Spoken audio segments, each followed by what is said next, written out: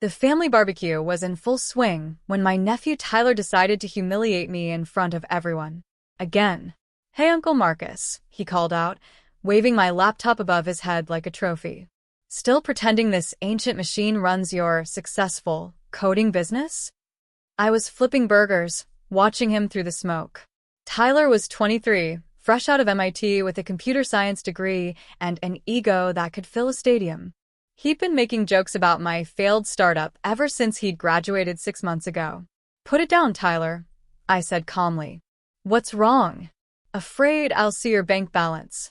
He laughed, and several family members chuckled along. "Don't worry, Uncle Marc. We all know CodeVault crashed and burned. 3 years and nothing to show for it, right?" My sister Patricia, Tyler's mother, didn't even look up from her wine. "Tyler, don't tease your uncle. It's not his fault he couldn't compete with real tech companies." I kept flipping burgers. Tyler opened my laptop. I watched him, saying nothing. The thing was password protected, but Tyler fancied himself a hacker. He'd been bragging about his penetration testing skills all afternoon. "Let's see what Uncle's broke coding business is really worth," he announced to his audience of cousins and aunts. "I bet it's even worse than we think." My brother James laughed. $20 says his business account has less than $1,000. "You're on," Tyler said, his fingers flying across the keyboard. I added cheese to the burgers and waited. Here's what my family thought they knew. 3 years ago, I'd quit my job as a senior developer at Microsoft to start CodeVault, a simple password manager, as I described it. I'd moved from my nice suburban house to a small apartment. I drove a 2010 Honda Civic. I wore the same 5 t-shirts in rotation. I shopped at discount stores and never picked up restaurant checks anymore. "Failed startup founder" was the family narrative. Poor Marcus couldn't hack it in the real world. Should have stayed at Microsoft. Pride goeth before the fall, and all that. What they didn't know was that CodeVault wasn't a password manager. It was a blockchain-based authentication system that I'd sold to the Department of Defense for $3.2 million 2 years ago. The ongoing contract brought in another $400,000 monthly. And the Bitcoin I'd accumulated while developing the blockchain components? Well, Tyler was about to find out about that. "I'm in," Tyler announced triumphantly. "Man, your security is pathetic, Uncle Marc. Took me all of 3 minutes." I smiled, adding pickles to a burger. Tyler had gotten past my first layer of security, the one I wanted him to breach. The one that looked like real security, but was actually a honeypot designed to make intruders feel clever, while showing them exactly what I wanted them to see. "Let's see. CodeVault LLC bank accounts, here we go." Tyler's grin was predatory. "Time to see the damage. How broke is." He stopped mid-sentence. His face went pale. "What?" James called out. "How bad is it?" Tyler didn't answer. He was staring at the screen, his mouth opening and closing like a fish. His fingers moved across the trackpad, scrolling through something. "Tyler?" Patricia finally looked up. "What's wrong?" This can't be right," Tyler muttered. He looked at me, then back at the screen. "Uncle Marc, why does your business account show $8.7 million in Bitcoin?" The backyard went silent, except for the sizzle of burgers. "What?" Patricia stood up, wine sloshing. "That's impossible. Marcus, is this some kind of joke?" I carefully moved the burgers to the cooler side of the grill. Tyler shouldn't be hacking into people's computers. It's illegal. But Tyler wasn't done. His fingers flew across the keyboard again, diving deeper into my systems. The kid was good. I'd give him that. Not good enough to realize he was still in my honeypot, but good. "There's more," he said, voice shaking. "Department of Defense contracts, monthly payments of $400,000. Patent holdings. Uncle Marc, you own 17 patents for blockchain authentication systems." 18, I corrected. The latest one was approved last week. James grabbed the laptop from Tyler, staring at the screen. "This has to be fake. Marcus, you live in a 1-bedroom apartment. You drive a piece of crap car. You buy generic brand groceries." "All true," I agreed, putting burgers on buns. "But why?" Patricia demanded. If you have millions, why live like you're poor? I looked around at my family, the same people who'd spent 3 years mocking my failure, offering me advice about how to run a business, suggesting I beg Microsoft for my job back. Tyler, who'd called me a washed-up coder at Christmas. Patricia, who'd told everyone at her book club that her brother was a cautionary tale about midlife crisis. James, who'd offered to lend me money to get back on my feet, while making sure everyone knew how generous he was being. Because playing poor is the best security system, I said simply. Security from what? Tyler asked. From people who only care about money. From family members who measure worth in dollars. From relatives who would suddenly have investment opportunities or emergencies if they knew the truth. Patricia's face flushed. That's not fair. We're family. We would never. Patricia, you asked me to invest in your essential oils MLM scheme last month. When I said I couldn't afford it, you told everyone I was too proud to admit I needed help. That's different. I was trying to help you earn money. James, I continued, you tried to get me to co-sign your boat loans 6 months ago. When I refused, you told the family I was bitter about my failures. James shifted uncomfortably. And Tyler. I looked at my nephew, who was still staring at the laptop screen. You've spent 2 years making fun of my failed startup to make yourself feel superior about your MIT degree. You never once asked what CodeVault actually did. You just assumed it failed because I stopped living like I had money. But I didn't know. Tyler stammered. Exactly. You didn't know. None of you knew because none of you actually cared about my work. You only cared about the visible signs of success or failure. I pulled out my phone and typed a quick command. Tyler's laptop, his personal one, sitting on the table next to him, suddenly displayed everything he'd been doing on my computer. Every keystroke, every file he'd accessed, along with his IP address and a record of the federal crime he'd just committed by hacking into a Defense Department contractor's system. What the? Tyler grabbed his laptop. Did you really think a failed startup founder had pathetic security? I asked. Everything you saw was what I wanted you to see. Meanwhile, I've been documenting your intrusion. Computer fraud is a federal offense, Tyler. Especially when it involves Defense Department contracts.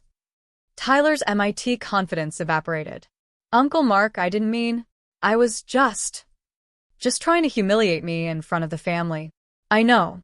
I started serving burgers to the shocked relatives. Don't worry, I'm not going to report you. But I am going to send you something. What? A job application. My company, my real company, not the one you thought you were hacking, needs security testers. Actual ones, not script kiddies who think they're clever. You've got potential, Tyler, but you need humility. Working for me might teach you some. Working for you? Patricia sputtered. But he has offers from Google, from Apple. He has interviews, I corrected. Which he's been bombing because he's too arrogant to admit what he doesn't know. I've been watching his LinkedIn, his GitHub, his online presence. The kid's talented but unemployable in his current state. Tyler stared at me. You've been watching me? You're my nephew. Of course I've been watching. Did you think I'd let you graduate with massive student loans and no real prospects without having a backup plan? But you let us all think you were broke. James protested. I let you think what you wanted to think. There's a difference. I never said I was broke. I said I was living simply. You all just assumed simple meant poor. I sat down with my burger, finally ready to eat. The Bitcoin Tyler found? That's just one wallet. I have 12 others, distributed across different cold storage systems. The DoD contract is one of 5 government contracts. CodeVault was acquired by a defense contractor 2 years ago, but I retain the patents and ongoing development rights. How much are you really worth? Patricia asked quietly. Does it matter? Would you treat me differently if you knew? Would Tyler suddenly respect me? Would James stop offering me condescending loans? The silence was my answer. I'm worth enough, I said finally. Enough to live however I choose. Enough to not care what anyone thinks about my apartment or my car. Enough to know who actually cares about me versus my bank account. Tyler closed the laptop slowly. The job offer, is that real? It's real. Starting salary of $150,000, full benefits, and I'll pay off your student loans after 1 year. But you'll earn it. You'll work harder than you've ever worked. You'll learn what real security looks like, not the Hollywood hacking you've been playing at. Why would you do that after what I just did? Because you're smart enough to be dangerous, but not wise enough to be safe. Because you're family, even if you're an ass. And because 3 years ago, I was just like you, cocky, convinced I knew everything, measuring success by the wrong metrics. What changed? Tyler asked. I built something that mattered. Not a unicorn startup to impress people at parties, but technology that protects national security. I learned that real success is invisible. The best security systems, the most important code, the most vital infrastructure, nobody knows it exists until it fails. I stood up, burger finished. So, Tyler, what's it going to be? You want to keep playing hacker, trying to embarrass people to feel big? Or do you want to learn how to build something that matters? Tyler looked at his mother, then at the laptop showing his failed intrusion attempt, then at me. The MIT offers. We'll still be there in a year if you hate working for me, but they won't teach you what I can. The family barbecue continued in subdued conversation. Patricia kept trying to do math on her phone, calculating how much money I might have. James suddenly remembered urgent business elsewhere. Other relatives whispered among themselves, no doubt recalculating every interaction we'd had over the past 3 years. But Tyler stayed. He sat next to me as the sun set, asking real questions for the first time. About blockchain, about security, about the DoD contract. Technical questions, not financial ones. Uncle Marc, he said finally, I'm sorry. Not just for today. For the last 2 years of jokes and disrespect. I know. You could have destroyed me today. That federal crime documentation. Still could. The logs are permanent. But I won't, assuming you learn from this. Why live so simply if you don't have to? I thought about it. When I left Microsoft, everyone expected me to either fail spectacularly or succeed visibly. Lamborghinis and mansions and TED Talks. But the most valuable things I've built are invisible. The code that prevents cyber attacks on power grids. The authentication that protects military communications. That's my real success. But the money is a tool, not a goal. I live simply because it makes me happy. Because I can focus on work that matters instead of maintaining appearances. Because it shows me who values me versus my net worth. Tyler nodded slowly. The job offer. Starts Monday if you want it. Fair warning, I'm a terrible boss. I'll expect excellence, work you 60-hour weeks, and make you question everything you learned at MIT. And if I can't hack it? I smiled. Pun intended? He laughed, the first genuine sound he'd made all evening. Not intended, but I'll take it. If you can't handle it, you're out. No nepotism, no second chances. But if you really apply yourself, in 5 years you'll be able to build systems that protect millions of people. And maybe you'll understand why I choose to drive a 2010 Civic. Patricia approached tentatively as Tyler went to get us beers. Marcus, I owe you an apology. No, you don't. You showed me who you really are. That's valuable information. That's cold. That's honest. You spent 3 years pitying me, patronizing me, using me as a cautionary tale. Now you know I'm rich and suddenly you want to apologize? That's not an apology, Patricia. That's damage control. She had the grace to look ashamed. You're right. I was horrible. You were yourself. And now we both know what that means. I left the barbecue early, but not alone. Tyler followed me to my beat-up Civic, still processing everything. Uncle Marc, one more question. The honeypot I fell into, how many layers of security are behind it? 7. You saw what I wanted you to see. The real systems are air-gapped, encrypted with quantum-resistant algorithms, and distributed across 17 different servers in 9 countries. And I thought I was clever getting past your password. You were clever, just not as clever as you thought. That's the difference between smart and wise. Smart breaks into systems. Wise builds them to be unbreakable. Will you teach me? If you're willing to learn. First lesson starts now. Real security isn't about keeping people out. It's about controlling what they see when they get in. You saw millions in Bitcoin because I wanted to shock you into respecting the work. But the real value isn't in the wallet. Where is it? In the code that created it. In the systems that protect it.